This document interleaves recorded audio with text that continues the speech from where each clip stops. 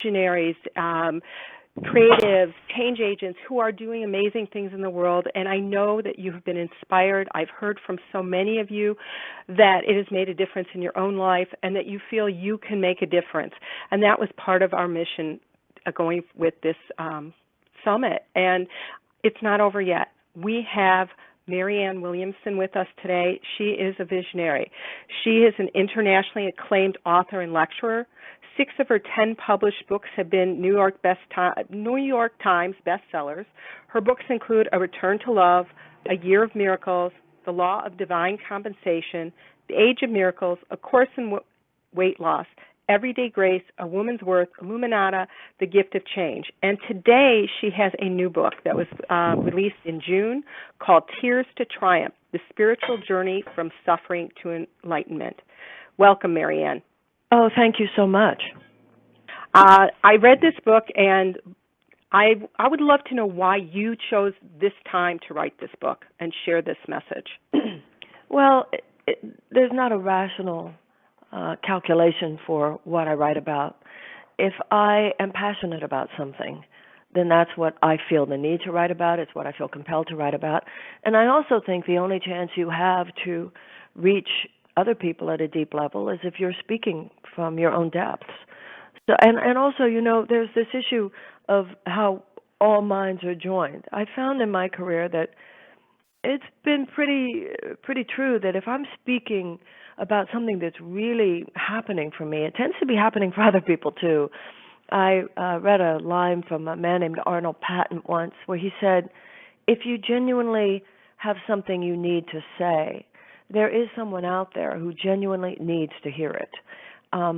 So it's what felt real to me at the time, a topic that needed to be discussed, particularly because, as you know, reading the book, there is an epidemic in our society today of the overprescription of antidepressants to people who are going through what we would think of as a normal spectrum of human suffering. Mental illness is one thing, schizophrenia and bipolar. In situations like that, a conversation around psychotherapeutic drugs is reasonable. But when someone has been through a heartache because of a bitter divorce, or lost their job, or lost a lot of money, or someone you love died, these things are painful, but they're not mental illnesses. And we have medicalized human despair using labels like depressive disorder, anxiety disorder, for things that are perhaps not disorders, but the natural grief of life. And I know for myself, as someone who is a student of spiritual principle, then spiritual principle is so rich, deeply rich, with information and guidance about how to transform suffering. And I thought, wow, there needs to be a book talking about, well, how about if you leave this to nature, to God, to spirit? What does that look like? So I felt that was a book that should exist, so I tried to write it. Oh, I love it. And you do talk about how grief and sadness are part of a transformational process. And knowing what's going on in the world around us, people are grieving. They are in despair. And I think I'd love for you to talk about your spiritual prescription and what that looks like. I think that the point for me is that suffering is sort of part of the normal, it's part of the normal life span that any of us live. If you don't learn how to navigate the turbulent waters of life, you don't learn how to navigate life, because life on this earth is sometimes hard. And that is because, from a spiritual perspective, the consciousness that prevails within the experience of the human race is based on fear rather than love. Every day of our lives, we are confronted by situations, by voices, by factors that repudiate who we are deeply, repudiate the love within us, repudiate the idea of our oneness, repudiate the idea of brotherhood, repudiate the idea of unity, repudiate the idea that we have any value, intrinsic value. We are taught that we're only valuable if we achieve this or are able to buy that. We are taught more to compete with each other than to collaborate each other. It's very easy to think the world is more dangerous than safe and beautiful. And so, of course, we're all at the effect of the stress and the anxiety of this moment, whether it has to do with our own personal circumstances or the larger circumstances that we're also aware of that are enough to make any of us sad. So spiritually, the idea here is that we are not meant to be at the effect of all that pain, but neither are we meant to ignore all that pain. We are meant to transform all that pain, like you were talking about earlier, about being a change agent. But you can't be a change agent until you yourself allow yourself to be changed. And we cannot be changed on a deep, fundamental, otherworldly level unless we go to a deep, otherworldly source. And that is where spirituality Let's talk about what that in. is. Could you, I loved about, when I was reading about the Four Noble Truths and, Right. how we need to identify suffering Right. and right intention, Right. because I think those are things that will start that process of healing and owning that we have power with God, whatever our source is. Well, we begin with the notion that of ourselves, we don't have so much power. Right. But that there is something in us, and you can call it by many names, but it is in essence unconditional love, unconditional compassion. And when we wake up in the morning and we align ourselves with this, knowing that the world is driven by something else, that's why in the morning, meditation, prayer, focus on some serious spiritual path is everything, because the mind is lured away from that. If you wake up in the morning, the first thing you do is you go to the internet, to the phone, to the news, to the thinking of the world, and you download that. You will be depressed because you've volunteered to place your own mind at the effect of the insanity of the world. If instead we meditate, we pray, we move into what you were just talking about in Buddhism, right concentration, right mindfulness. Every religious and spiritual tradition has its own enunciation of this. You wake up in the morning and you take a stand for what ground you wish to stand on today. Because if you're only standing on the ground of the world as it is commonly defined, you will be in stress and you will be anxious and you will be depressed at some point or another. But you can claim a higher ground. But that will take time to download through meditation, through prayer, etc. The next thing you do is you say, I am going to send my love before me today. And you close your eyes and you think of all of the people that you are going to see today. And you think of all the people that you don't even know yet that you are going to see. And you send your love before you. And you say, my wish for today, my goal for today is to be an instrument of love and peace in the life of everyone I think of today and everyone I interact with today. Now, this is an act of self-care, because what you think of others, there is no such thing as a thought that only affects other people. Every thought we think affects ourselves. And so whether we are following the dictate of that kind of conduit, that kind of intention to be a conduit of love, as it is articulated in Buddhism, as I put in the book, articulated through the prescriptions of Judaism and the Old Testament, as I put it in the book, or through the teachings of Christ, as I put it in the book. It all amounts to the same conversion from a body identification to a spirit identification, where we do not allow anything but love to come before love, which is really what it means in the Ten Commandments. Put no God before me. That God is God, and God, the otherworldly source of love. Right now, we make money our God. We make worldly achievement our God, and because of that, we're as Buddha said, the things of this world can only bring you temporary happiness at best. So if half the time we're struggling and we're grasping to make this or that happen because we think that then we'll be happy. If I get that job, then I'll be happy. If I get the money, then I'll be happy. If I get that house, then I'll be happy. And then even if you get it, it will, that bright, shiny object will bring you happiness for 10 or 15 minutes. And then, as Buddha said, it will only bring temporary happiness, and then we're in despair because it didn't do everything we thought it would do. So learning to discipline our minds, that's discipline, discipleship. It comes from the same root. We discipline our minds to surrender a thought system based on fear. that dominates this world and to accept instead the thought system based on love that is natural to our true being. Otherwise, we cannot be happy in this world. We cannot feel comfortable in our skin, and we will at some point or another be depressed. I love that. And let's talk about prayer. I mean, there was some, about prayer. People say, well, I told God, I want this or that. And I think you had mentioned in the book you have to ask God to change you, to open you up, to be on that hero's journey, to be that conduit. And we don't necessarily do that. And I think that's a great daily practice, ask to be that. Well, this brings in the issue of free will. I am free, you are free, all of us are free to think whatever we want to think. That is what free will means.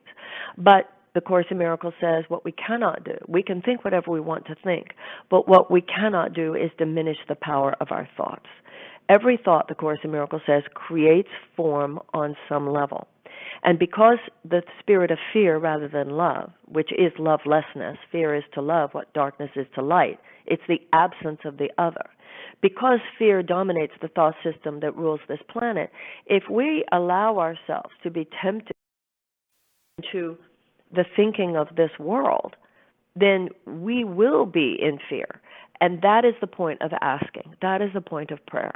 I am willing to interpret this situation differently. I am willing to see things differently. Because my body's eyes see one thing, my body's ears hear another. But sometimes what we perceive with our physical senses is at odds with what I know to be true in my heart. I'll give you an example. Let's say you woke up this morning and your husband, he just kind of brushed you off. He wasn't very kind. He didn't kiss you before he left the house. He didn't, he just doesn't seem to care. Well, go down that rabbit hole, man, and you will not be happy. But there is another way of looking at it, which is, what is the stress he's going through? If there's something going on between us, what part could I, even the littlest part, could I be playing here? How could I shift my focus to what he did right rather than what I perceive him to be doing wrong right now?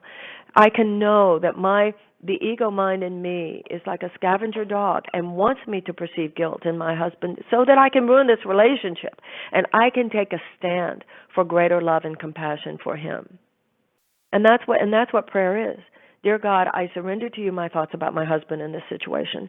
I am willing to see this through the eyes of love, because if I don't, I'm gonna pour fire on a gasoline on a fire here. And that's what the dictates of the ego are in love. Seek but do not find. And that's what prayer is. Dear God, I surrender to you my relationship with my husband. I surrender to you my relationship with my work.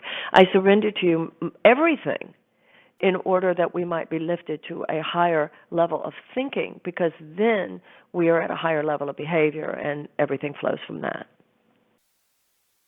I know you call it somewhat the Pollyanna experience, and that we should be grateful for it. And I love that in the book, because I'm old enough to remember Pollyanna, and I was like, oh yeah, I love that story. And I have experienced other people saying, you're too Pollyannish. And what do you say to people like that? Well, if you actually read the story of Pollyanna, she's a character of great power. She comes into a situation where every character is unhappy. And by the end of the book, clearly because of her presence, everybody's happy. So why should we be anything but excited if we are Pollyannas? I mean, right. Pollyanna came. She did not. It's not that Pollyanna. You don't get the feeling Pollyanna was stupid. But when that lady was mean to her and made her live up in the attic, even though it was a really big house, but her very bitter old aunt makes her live in the little attic room, she doesn't focus on that. She just focuses on the fact that she's happy to have a home to live in. And by the end of the book, I mean, it's like fairy tales, That's really what Pollyanna is. A fairy tale is where deep metaphysical truths are sort of expressed in cartoon form. This is a whole genre. The movie Avatar was that, by the way. When deep truths are represented and expressed in either a fairy tale or an iconic children's story like Pollyanna. So looking at the world through the eyes of Pollyanna is fine if you have the same effect that Pollyanna ultimately has, which is that everybody's happy by the end of the book. I love it. So let's talk about forgiveness as a tool for change. And this is a quote you wrote in the book. The problem is not that we have so many problems. The problem is too many people feel numb to them or powerless to fix them, hopeless or disillusioned. Disillusionment is a good thing. So let's talk about what you mean there, and also about the power of forgiveness to create change. I believe that, and the reason I had this summit was so that we could have these different conversations, that people could hear different ideas and be inspired and try new things, and that there are solutions to the challenges out there, and that there is a personal responsibility to be who you would like to be in the world, to show love, to be forgiving, compassionate, empathetic, and then that then creates the ripple effect in the collective consciousness. Well, what A Course in Miracles says is that miracles occur naturally as expressions of love. And of course, you can't have more of a change than a miracle. A miracle, the Course says, is a divine intercession from a thought system beyond our own. And what forgiveness means is that, let's say I'm having an argument with someone. Well, I'm upset because of something that they said or something that they did. So the first thing is the Course in Miracles makes a distinction between what we did and who we are. So when it comes to the realm of behavior, we make mistakes. Other people make mistakes. I make mistakes. We all do. And we make mistakes, i.e., behave without love, without righteousness, when we hit a wall, usually because of some childhood trigger. And in that moment, we don't know how to express our love and get our needs met. So we act from the wound. Now, somebody who focuses on my mistake 5 minutes ago is not giving me an opportunity to be different in this moment. And if they start focusing on what I did, they are actually fortifying in my mind my guilt. But also, that person focusing on my guilt is dooming themselves to be at the effect of it. Why? Because whatever we deem real will be real for us. Now, forgiveness is where somebody has done something or said something I don't like, that I feel is loveless, and I choose whether or not to focus on their guilt, instead knowing that I can choose in this moment to focus on who they are. Whatever I don't like that they did, that I feel was wrong, they did before this moment. And in this moment, what the Course calls the holy instant, I can focus on what is true. You are innocent and I am innocent. And in that moment, unbelievable new opportunities have a chance to emerge. You know, I have a relationship where I spent a long time thinking about forgiving myself and forgiving this other person. And when I saw this person after quite a period of time, it was like a whole new beginning was possible. But it was possible because for all those months, I had worked quite hard at atoning for my own errors, recognizing and taking responsibility in my mind for my part, and forgiving him for his. And so forgiveness is where sometimes people say, but what about boundaries, and what about when people are abusive and all of that kind of thing? Forgiveness doesn't mean I have to have lunch with you again. Forgiveness doesn't mean I need to stay in this form of relationship. That's not what forgiveness means. Forgiveness means I don't have to carry the burden of my attachment to your guilt. My attachment to your guilt, if I'm focusing on what you did, then the way consciousness operates is that I will be at the effect of what you did. So it's like the Course in Miracles says, the warden can't leave the prison any more than the prisoner can. If I don't let you off the hook, I can't be off the hook. So that is what forgiveness is. Forgiveness is our willingness to perceive, to extend our perception beyond what the physical senses perceive, the mistakes that people make, to a realm where all of us are innocent. And in any given moment, we all have a chance of beginning again. I do. I love that. And I think as a society, we have to, and you had mentioned this earlier, we have to start looking for what's the same rather than what's different about us, and that we all want, about love and compassion, and that there's a human essence that we are all connected.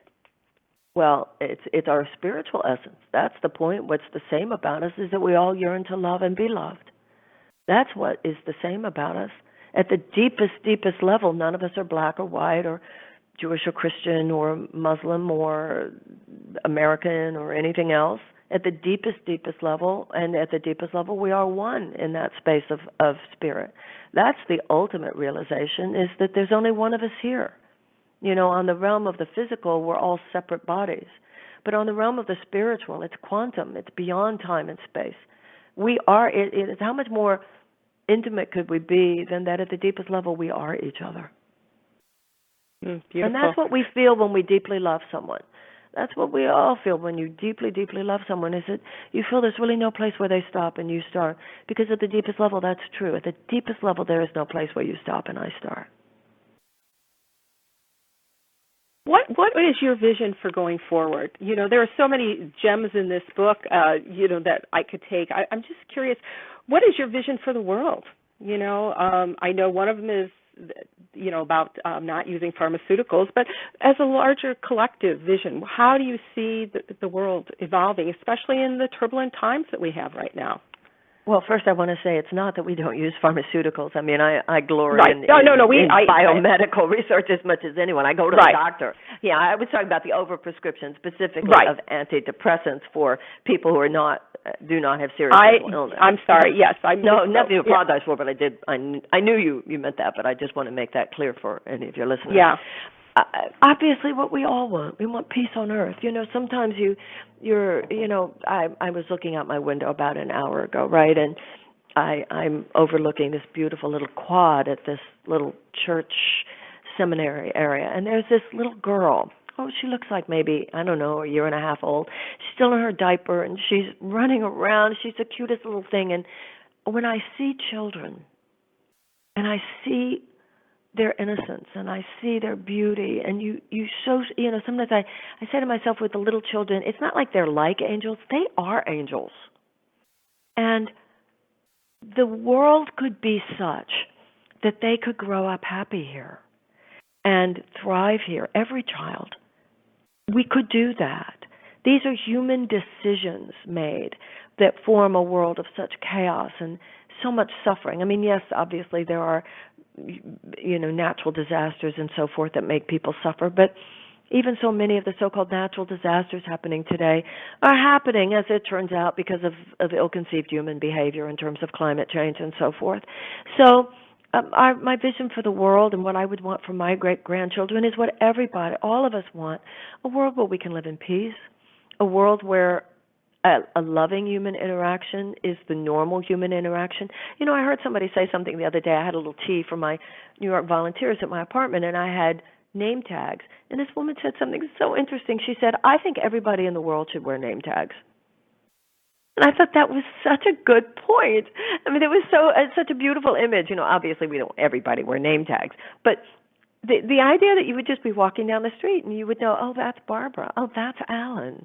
That's David. That's Letitia. And I was like, yeah, a world where, hi, how are you, is genuinely the common human experience. It's the rule rather than the exception. And not only that we say, how are you, but that we really, really care. That we make love the bottom line. I love that.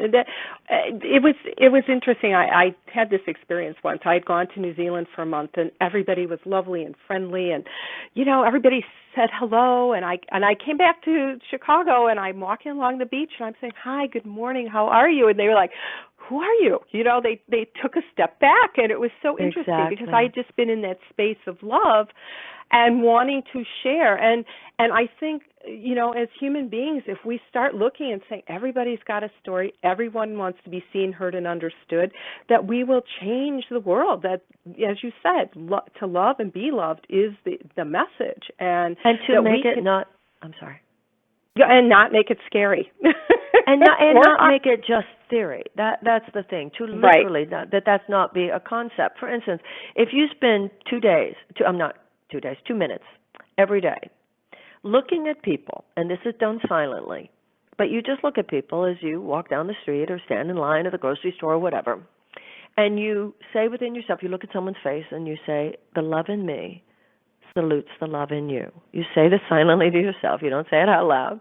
The love in me salutes the love in you, or the God in me salutes the God in you. The light in me salutes the light in you. The whatever is true for you, the Christ in me salutes the Christ in you. I defy you to do that for 2 minutes a day and not be happy. That's the point, because that is the way the mind was created. That's the way the mind is intended by God to be used.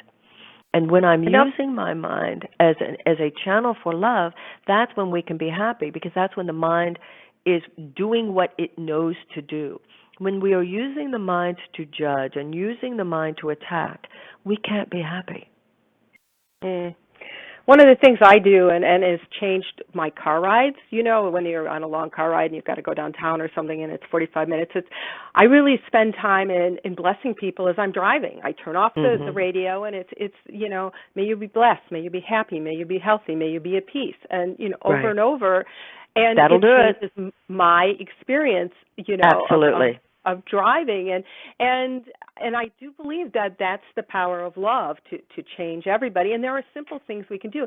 As you said, it's not easy in the sense like forgiveness takes time, but there are little things we can do incrementally every day that are going to change us. I'd love to just ask you a few questions, because you are the first person I ever heard who said we should have a peace room rather than a war room. Could you just talk about that? Well, it's like we have learned that health is not the absence of sickness. Sickness is the absence of health. One of the things I talk about in this book is that depression is the absence of happiness. Happiness is not the absence of depression. And same with war and peace. You can't just try to end a war. We have to cultivate peace. War is the absence of peace. Peace is not the absence of war.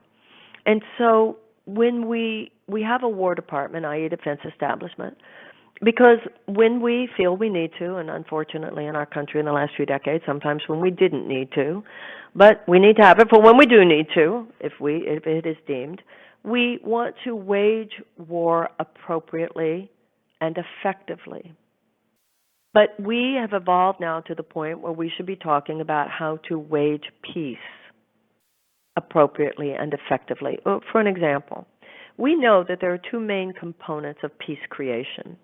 You create economic opportunity for women and educational opportunity for children. Those are the two largest components in a peaceful system.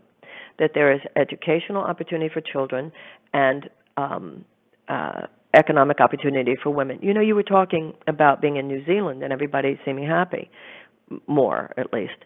Well, they're not living in survival. It's a country where there are far fewer people, and it's just when people are in stress, people are in survival, then our best does not come out. And desperation, there's no root cause of conflict and violence like human desperation. We should see large groups of desperate people as a national security risk. And you could look at a lot of what's happening on the planet today, a lot of the worst problems we have. And you can go back and see, well, that group of people, you can see that was a petri dish for social pathology. And so peace creation, a peace room, means taking a very serious look at all of the situations that would be deemed by any intelligent calculation to be areas at risk. And when you have, whether it's a corner of a city, corner of a community, or corner of the world, where there's no educational opportunity for children, there's no economic opportunity for women, then you've got a ticking time bomb, and there will be some level of conflict within a certain amount of time, and to pretend otherwise is simply naive. So what can we do as individuals to do that, to start changing this conversation and, getting involved or making a difference? Well, it begins with our own transformation, of course, with forgiveness in our own lives, with rising to the occasion of whatever we're being called to in our own lives. We don't take our own lives seriously enough. We have been trained into such a how can I get this, how can I get that mode, that we forget the issue is not how do I get this or how do I get that. The deeper issue is what am I not giving, not what am I not getting. Am I the employee I could be? Am I the employer I could be? Am I the mother I could be? Am I the father I could be? Am I the friend I could be? Am I the child I could be? Do I treat my parents? Have I forgiven who I need to forgive? Do I rise to the occasion? Am I positive? Am I a positive element in my life? Or am I perceived by others as needy or as controlling? Am I dishonest? Am I impeccable? Am I true to my word? Am I as ethical as I could be? Am I as mature as I could be? Am I as responsible? Am I deeply reflective? We're living in the middle of a political campaign. Am I looking at this seriously? Am I thinking about this seriously? Am I participating in a meaningful way? I mean, we all have lives that we are so busy thinking about what we don't have and what we think we need different or more, or we need other people to be different or more, as opposed to how am I doing? It begins with this. And the more we make our own goal that we ourselves be the people that God would have us be, then we will know what God would have us do, and we will know what God would have us do. I love that. And how to do it. And so it begins on, any given day, may I be the person God would have me be. So it really is. It's asking the questions. It's going into inquiry. How can I be more loving? How can I serve others? Those kind of questions rather than the get questions. Well, so yes, it's a much more expansive question that we need to start asking ourselves. And yes, and the answers are not difficult. The issue is that we don't ask them enough. Your subconscious mind, everything. If you have left that person hanging, if you've not taken responsibility for what's happening in your own life, the ego mind is very sly and very insidious. It always wants to blame, whatever's not working in my life. It's their fault.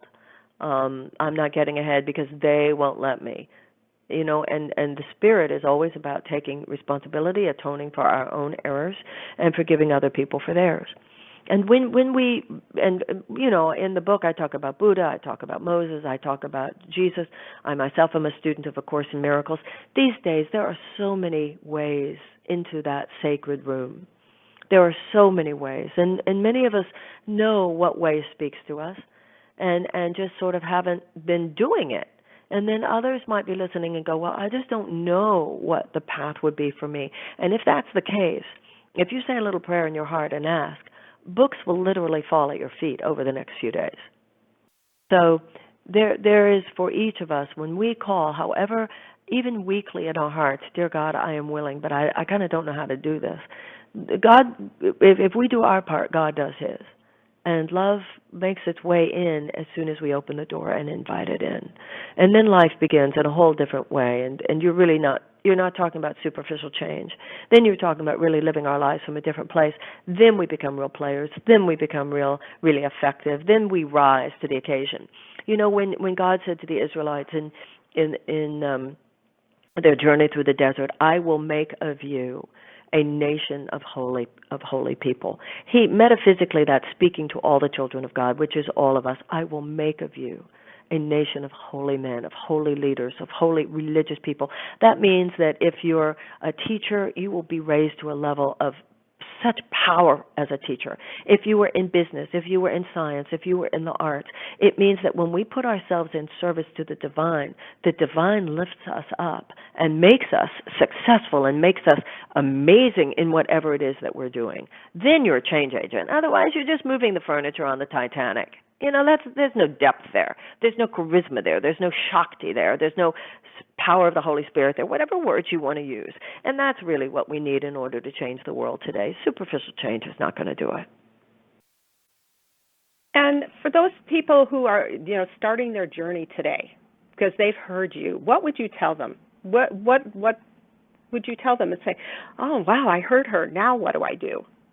Think of one person. Think of even one person that you're judging, one person that you're still focused on what they did wrong and how they didn't do what you wanted them to do, and be willing to forgive.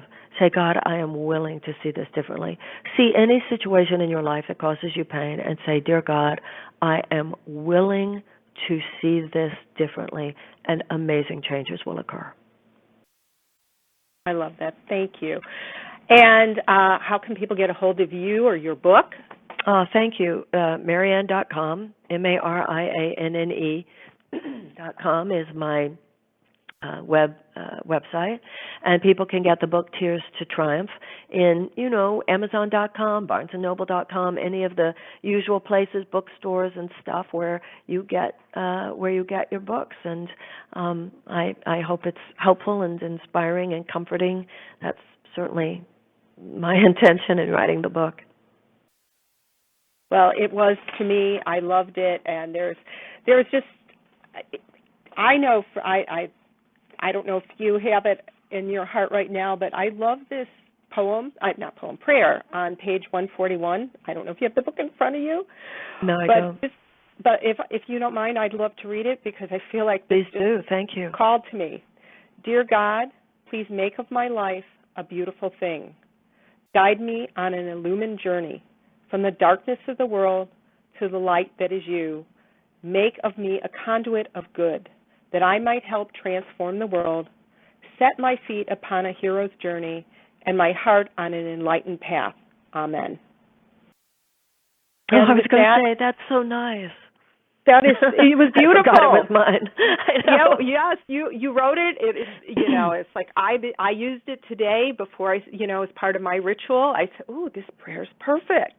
So it was like this because I try and do that every morning. I have a routine, where I journal and I pray and I meditate and it's so interesting because your book is so much we are one, and it was like, right. Ray, we are one, and you and I are one, and it was like there is no difference. And I was able to, in my meditation, get to that place, and that's what I want for everyone, that we are one, that we are love, and that we have great gifts that have been given to us by Spirit, and that we're here to share them.